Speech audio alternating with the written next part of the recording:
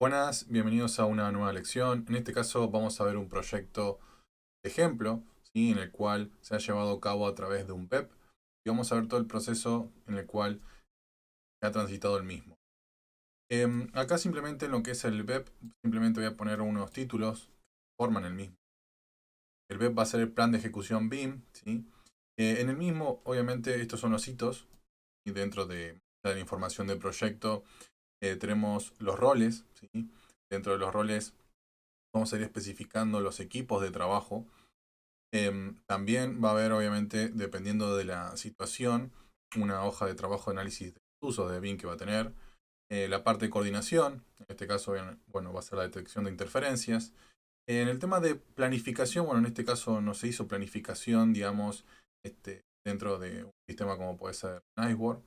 Y la estimación de costos simplemente fue la cuantificación de los componentes, ¿no? Lo que arrojaba directamente la base de datos de R. Dentro de la parte, bueno, de procesos, obviamente había hitos de los entregables, ¿no? Cuando iban a tener su coordinación. Pero bueno, lo más importante viene a ser los estándares, digamos, dentro de esto. Uno de ellos, obviamente, va a ser, por ejemplo, cómo nombramos. Yo voy a poner un pequeño ejemplo acá. eh, Cómo codificamos las fases, las especialidades, ¿no? Esto pueden ser estándares que nosotros podamos conseguir de alguna normativa que se encuentre en el país o una normativa más general, ¿sí? Basándonos siempre en una fuente que nos permita tomar un estándar y no tener que inventar algo, ¿no? Dentro de eso obviamente se puede estar haciendo modificaciones en base a los proyectos, pero la idea es desde cómo nombrar una vista y cómo codificarla. El caso de que, por ejemplo, no sé, si la vista corresponde a un proyecto, pero la verdad que estas letras simplemente hablan del edificio, ¿no? Si estuviera hablando de un conjunto de edificios, bueno, sería código del edificio 1, 2, 3, pero en este caso por ejemplo, no aplicaría, o si no tiene ninguna fase, ¿no? Por ejemplo, una fase en la cual tengamos que demoler o por el estilo hacer una modificación. Entonces, hay dentro de esos estándares cosas que podemos ir modificando, cómo vamos a organizar el navegador de proyectos, y justamente cada vez que tengamos una especialidad o un hito, tener obviamente el código para poder saber cómo las vamos a agrupar, ¿no? Pero dentro de todo esto, ¿no? A ver también cómo nombrar los planos, hasta cómo nombrar, por ejemplo, acá de un dato, ¿sí? Una familia, por ejemplo, de sistema, ¿no? Un muro, donde obviamente tenemos un desglose un poco más extenso de lo convencional, pero bueno, es una forma de codificar, obviamente, nuestra familia de sistema, como en este caso, la familia de un muro. Pero bueno, volviendo a eso, digamos, también vamos a tener dentro de los estándares, como estamos viendo, las abreviaturas de especialidades, la precisión y la tolerancia de los modelos BIM. Por ejemplo, en este proyecto se manejó con una tolerancia de 5 milímetros, así que dentro de eso se empezaba a manejar, porque bueno, van a ver el proyecto qué es y por qué. Y bueno, después las versiones de software, y bueno, los formatos y demás entregables, ¿no? Dentro de eso también bueno, van a estar los archivos OpenBIN, en este caso vamos a utilizar IFC. Pero bueno, esto es un poquito un resumen de los elementos que pueden contener un web, ¿no? Y ahora vamos a pasar al proyecto en sí mismo que fue cumpliendo estos estándares, ¿no? Obviamente acá vamos a ver un ejemplo, entonces acá he colocado nombres que no representan el nombre de los archivos, porque se van a nombrar, tiene otra codificación, pero lo que más importa es entender la estructura, ¿no? Eh, Hay un modelo, o sea, un archivo de Revit que va a ser el maestro. El mismo va a contener las referencias, por ejemplo, los niveles, las rejillas, las coordenadas, ¿sí? Elementos de referencia para que todos los otros modelos se nutran del mismo, ¿no? Con las herramientas que ya conocemos de copiar y supervisar y demás, o adquirir coordenadas, etcétera. La idea es que este sea como la base. También puede haber otro que justamente acompañe en lo que son todos los planos, o sea que todos los planos del proyecto estén en un otro archivo. Pero bueno, no fue el caso, simplemente lo dejo acá.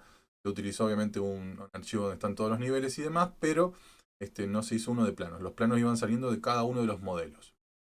Hubo un proyecto, por ejemplo, de arquitectura, ¿no? Uno que se llama módulo.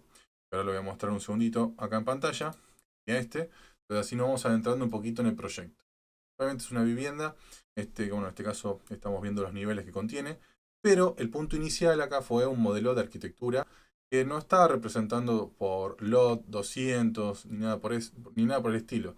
Simplemente son muros que van justamente defragmentando los sectores en los cuales se van a colocar todos los elementos estructurales, ¿no? Eso obviamente, este muro va a corresponder, por ejemplo, obviamente acá una abertura a lo que va a ser una ventana, y esta superficie está marcando justamente dónde se van a distribuir todos los perfiles que vamos a ir viendo a continuación. Pero vamos a ir pasando de a poco. Entonces existe un modelo que va a ser justamente de algún proveedor, ¿no? Un proveedor va a estar diseñando eso, y otro obviamente en base en conjunto puede ser el mismo, en este caso obviamente era el mismo, que después empezaba a construir un modelo de estructuras, ¿no? Ese modelo de estructuras, otro componente más, vamos a verlo por acá. Acá ya estamos viendo un poco la construcción completa, ¿no? Hay perfiles, ya estamos hablando de un modelo de fabricación. Esto ya directamente te manda a realizar y va obviamente a coordinar con todo. Van a tener perforaciones. Estas perforaciones pueden utilizarse para algunas instalaciones. Otras van a ser necesarias que se vayan agregando. Por ejemplo, que acá hay dos unidas una de otra, porque bueno, se están utilizando para las instalaciones. Entonces la idea es, se hacen los módulos de arquitectura con este, obviamente es un vínculo, ¿no? Obviamente acá tenemos todos los vínculos. Y bueno, acá están codificados. Y bueno, obviamente están descargados para que se pueda abrir más fácil el archivo. Pero dentro de esto, la idea es que este proyecto simplemente va a cumplir con todos los panelizados. Va a tener obviamente toda la documentación para poder identificar dónde se encuentran los paneles, verificar unos alzados para ver los mismos grafismos y colores y poder identificar dónde están los paneles que estamos utilizando. Y bueno, la documentación de todos los paneles, ¿no? Acá estamos viendo un poco el navegador, que está bastante completo, ¿no? Con respecto a lo que es el proyecto. Y bueno, la idea es que obviamente todo lo que estamos viendo acá, bueno, van a ser nuestros perfiles que, bueno, obviamente los vamos a poder ir cuantificando con las tablas, ¿no? Entonces, esta es la primera parte, digamos, de cómo nosotros empezamos a gestar nuestro modelo. Y después empiezan a aparecer las instalaciones. Obviamente, dentro de las instalaciones tenemos instalaciones de agua, instalaciones de desagües, instalaciones eléctricas y gas. Acá se separó las instalaciones sanitarias, por ejemplo, en dos, pero son criterios nada más. Eh, Acá lo que hay que entender es la prioridad que tiene cada uno de estos modelos. Obviamente requerimos un diseño, después cómo se construye y después detectar cuáles son las instalaciones que obviamente tienen mayor repercusión en nuestros modelos. Por ejemplo, en este caso, la instalación de desagües, ¿no? Voy a pasar el modelo. ¿Sí? La instalación de desagües, ¿qué pasa? Tiene una pendiente determinada y tiene que trabajar por gravedad, entonces no podemos esquivar tanto como deseamos. En este caso, por ejemplo, si yo selecciono elementos para hacer una sección, ¿sí? Acá, bueno, obviamente se tiene que ir esquivando todos los perfiles, todas las diagonales, y en un caso, el equipo de justamente de estructuras puede hacer algunas modificaciones en base a eso, ¿no? Pero nosotros tenemos que tratar de respetar, obviamente, un trazado que no tenga demasiadas interferencias y poder hacer el modelo lo más eficiente posible, ¿no? Dentro de este parámetro, obviamente, vamos a tener también todos los documentos relacionados para que se puedan construir, ¿no? Dentro de esto, bueno, la planta baja con sus replanteos, sus cotas, ¿no? Todos los elementos necesarios para saber dónde se encuentra cada uno. Pero bueno, dentro de todo esto, este es un hito más dentro de lo que es la estructura, ¿no? Obviamente después tenemos la parte de instalaciones eléctricas y gas. En este caso, después de esta, obviamente seguían la instalación de agua y gas. Obviamente, a medida que vamos agregando más elementos a esto, obviamente vienen a aparecer más prioridades con respecto a quién tiene que moverse, ¿no? Pero digamos que todo este proceso, voy a pasar un poquito a mostrarles otros modelos más rápido. Por ejemplo, instalación eléctrica, ¿sí? Instalación eléctrica, bueno, con todas sus tuberías, ¿sí? En algunos casos atravesando por las perforaciones previstas, ¿sí? Y en otras que obviamente tienen que ser realizadas por el otro departamento para que obviamente no se genere esa colisión, ¿no? Esto también se repercute a planos, ¿sí? Cuantificaciones y demás. Por ejemplo, pasemos ahora, por ejemplo, el de gas, ¿sí? De gas lo mismo. Obviamente acá estamos viendo con el modelo de estructuras, pero también lo podremos ver solo para ver cómo es la instalación. Pero bueno, lo más importante de todo esto, va a repercutir en que, bueno, se van cumpliendo los estándares que se necesitaban. Dentro de las exclusiones que no tiene, no todo proyecto lo tiene, son por ejemplo estas uniones, ¿sí? Que obviamente nosotros no tenemos un tubo que tenga más de, no sé, 20 metros, entonces va a haber fracciones, entonces hay veces que dentro del BEP se va a excluir los elementos, por ejemplo, como estos, indicándolos que no se van a agregar, o por ejemplo sujetadores para las tuberías y demás, porque obviamente eso incrementa los tiempos, puede que en la parte de coordinación esto se contemple de otra forma, en este caso va todo dentro de todo el entrepiso, digamos, de la estructura metálica, y bueno, se va aferrando a la misma, pero esos son datos que se pueden ir excluyendo, ¿no? A fines de que todo permita que se pueda llevar a cabo el modelo. Otro más que nos queda ver, por ejemplo, si lo tenemos abierto acá, bueno, más que nada, bueno, después quedaría el de agua. Y si yo le doy en archivo, abrirlo acá, un segundito, fíjense las codificaciones. Cada uno de estos va a ir trabajando en base a cómo nosotros queramos manejar, como les mencionaba, el nombre de los archivos. Y bueno, obviamente esto también lo mismo, ¿no? Nosotros vincularíamos después en el archivo de agua, vincularíamos otros archivos, ¿sí? Por ejemplo, de otras instalaciones, ¿no? La intención obviamente es empezar a ver los cruces. Si nosotros hubiéramos trabajado todas las instalaciones en un archivo, obviamente tendríamos otros beneficios, pero bueno, es como todo. Tenemos que ir evaluando según cómo se desea trabajar. Se va a trabajar en archivos individuales y esos archivos individuales van a ser archivos centrales o se van a trabajar en otras plataformas, ¿no? En este caso, todos estos modelos, dentro de todo, estaban en un entorno común de datos que no sería el Win360, pero puede ser un servidor, por ejemplo, como OneDrive, Google Drive o un VPN, un servidor externo, como fue el caso, ¿no? Ahora, dentro de todos esos archivos, viene a pasar algo más. Nosotros tenemos que ir haciendo análisis de interferencia dentro de lo que es Revit. Nosotros podemos ir dentro de Revit y hacer análisis de interferencia, ¿no? Pero esos son de una forma más general. Después tenemos que empezar a trabajar con un modelo federado, ¿sí? Donde nosotros vamos a hacer exportaciones de cada uno de estos. Cada uno de ellos, ¿sí? Lo voy a pasar a ver acá, lo vamos a poder ir insertando para después nosotros, dependiendo del software que manejemos, bueno, en este caso es Navisworks, podremos ir trabajando lo que son los análisis de interferencia y generando reglas para justamente verificar, ¿no? Por ahí uno quiere verificar la interferencia que tiene el panel, acá dice PEX 207, obviamente hace referencia al elemento puntual, entonces nosotros podemos hacer un análisis de interferencia de este panel con las instalaciones o los archivos, entonces ir por partes para ir verificando. Obviamente la parte más gruesa o compleja son los entrepisos, o sea, toda esta parte de acá, ¿sí? Viéndolo más de frente, voy a poner acá diagonal.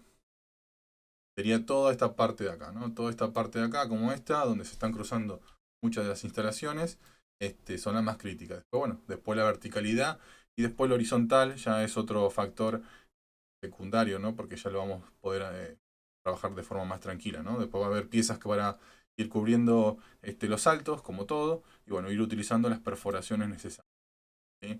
En este caso, dentro del flujo de trabajo, tenemos esta situación. Pero, ¿qué pasa cuando encontramos una interferencia? Bueno, ¿cómo la realizamos? Bueno, tiene que haber una matriz de colisiones en el cual se van indicando los archivos que vamos a estar trabajando. Dentro de los archivos, las categorías que van a tener, por ejemplo, un grado de gravedad y la prioridad que tiene cada una. A veces no es tan sencillo especificar quién es el que se tiene que mover y cuál no.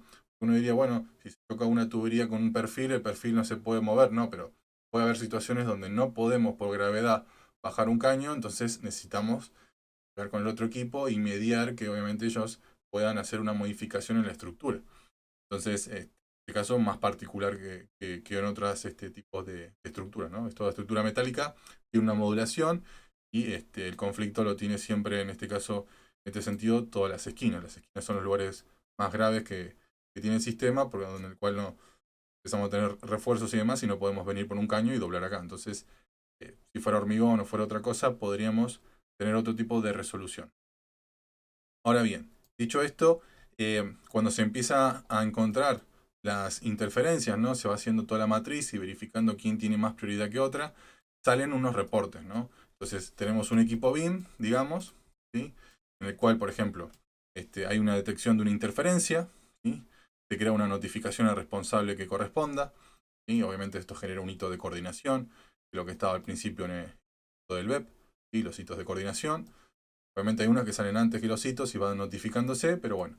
Las mismas, obviamente, se genera una incidencia para notificarse el área de diseño, en la que, por ejemplo, en este caso, hay un equipo que está materializando un proyecto, puede tener el criterio, pero necesita hablar con el equipo de área de diseño para no modificar, obviamente, el proyecto por una interferencia, ¿no? Entonces, fíjense que empiezan a aparecer columnas por todos lados en el proyecto.